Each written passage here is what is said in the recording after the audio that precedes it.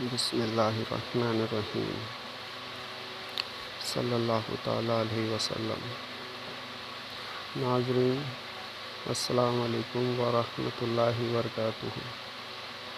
امید کرتا ہوں آپ لوگ سب خیریت سے ہوں گے انشاءاللہ تعالیٰ۔ جیسا ماحول چل رہا ہے میرے پیارے بھائیوں، آپ سے میں پھر گزارش کر رہا ہوں کہ آپ زیادہ سے زیادہ نماز کی پابندی کریں، زیادہ سے زیادہ نماز کی پابندی کریں۔ ایک بہت حسین واقعہ تمہاری خدمت میں انشاءاللہ لے کر آیا ہوں میں، جسے سن کر آپ کا دل باغ باغ ہو جائے گا انشاءاللہ۔ قریب بہت پرانی بات ہے کہ ایک شخص فجر کے لیے نماز کو چلا اپنے گھر سے، تو اندھیرے کی ہونے کی وجہ سے وہ کیچڑ میں گر گیا، اور جب وہ کیچڑ میں سن گیا تو سن اٹھنے کے بعد گھر گیا اور اس نے دوبارہ لباس بدلا اور پھر نماز کے لیے وہ چلا،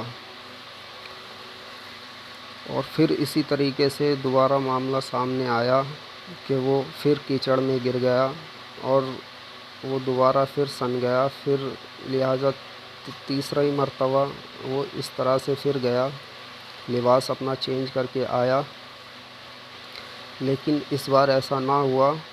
اس نے دیکھا کہ ایک شخص جو چراغ لے کر کے اس کے آگے اس کھڈے کے یعنی کہ کیچڑ کی جگہ میں کھڑا ہوا ہے، اور وہ آگے آگے چلنے لگا اور نمازی جو شخص تھا وہ پیچھے پیچھے چلنے لگا۔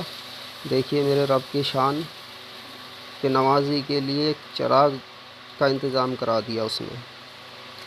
اب وہ شخص چراغ والا کون تھا؟ وہ مسجد تک اسے لے گیا، لے جانے کے بعد وہ باہر رک گیا اور نمازی نماز پڑھنے مسجد کے اندر چلا گیا۔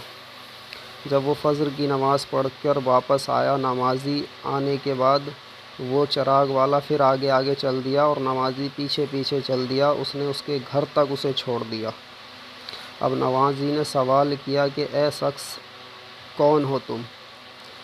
تو اس نے بڑے انداز میں کہا کہ تو مجھے نہیں جانتا، میں شیطان ہوں، ابلیس ہے۔ دوستو بڑی حیرانے والی بات، وہ چونک گیا، حیرانی میں پڑ گیا کہ ایک ابلیس جو نماز کو روکتا ہے، عبادت سے روکتا ہے، اور آج وہ چراغ لے کر کے جو ہے نمازی کو راستہ دکھا رہا ہے، ایسا کیوں؟ اس نے کہا کہ سن کہ جب تجھے پہلی ٹھوکر لگی تھی تو اللہ نے تیرے سارے گناہ معاف کر دیے، سبحان اللہ، اور جب دوسری ٹھوکر لگی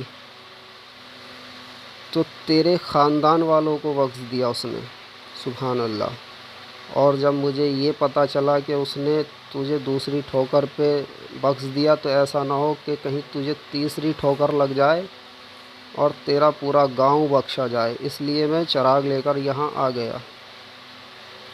تو میرے دوستو نماز کی بڑی اہمیت ہے، شیطان اپنا کام کر رہا ہے اور آپ لہٰذا اپنا کام کریں، اللہ کو راضی کریں۔ اس وقت راضی نہ کرو گے تو کس وقت راضی کرو گے؟ کام کے وقت تو ہمیں فرصت ہی نہیں ملتی۔ تو آپ لوگوں سے لہٰذا گزارش ہے کہ آپ زیادہ سے زیادہ نماز کی پابندی کریں، صلاۃ و حمد پڑھیں اور نبی صلی اللہ علیہ وسلم پر درود پاک کثرت سے بھیجیں، صلی اللہ تعالیٰ علیہ وسلم۔ السلام علیکم۔